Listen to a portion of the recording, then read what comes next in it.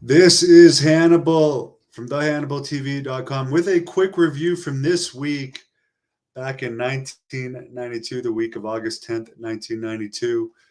Historic thing happened. Not that the WCW title meant too much at this point, but on August the 8th in Baltimore, Ron Simmons beat Big Van Vader at 9:46 at a worldwide wrestling television taping. Now, this is a Retro Wrestling Observer I read, and of course, Ahmed Johnson, who I interviewed last week, was talking about Ron Simmons. So this headline stood out to me, but it was a big deal, I guess. WCW was at a low point at this time. It didn't really take off or anything. I don't really remember anything about Ron Simmons. I do remember him wrestling the Barbarian once, but his WCW title run was very lackluster.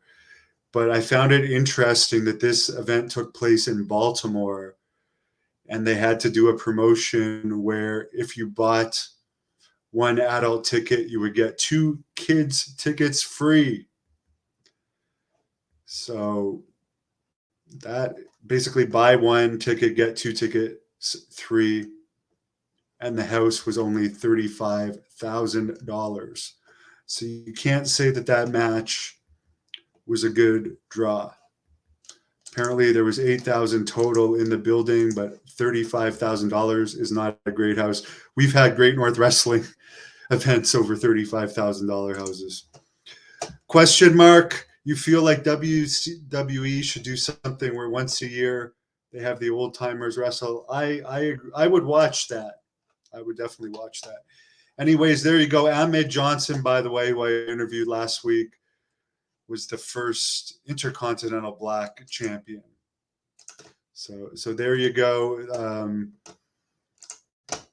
Tough times, and as people can say, that was historic.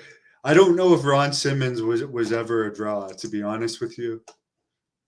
I like him. I think he was a good wrestler, but he's definitely a mid card wrestler, in my opinion. I did like his Acolytes team with Bradshaw, and I did like his Doom team with Butch Reed, but I think they only did this as a gimmick to have an African American win a world title. Obviously, The Rock winning it in later years in WWE was a much bigger deal, and he was able to run with it for possibly the best career wrestlers ever had outside of wrestling. He transcended wrestling and also had a lot of success in wrestling. I'll be right back with another retro review of this Hulk Hogan drug dealer accusations, which was also in this same edition of the Wrestling Observer that Jesse Ventura brought up last week.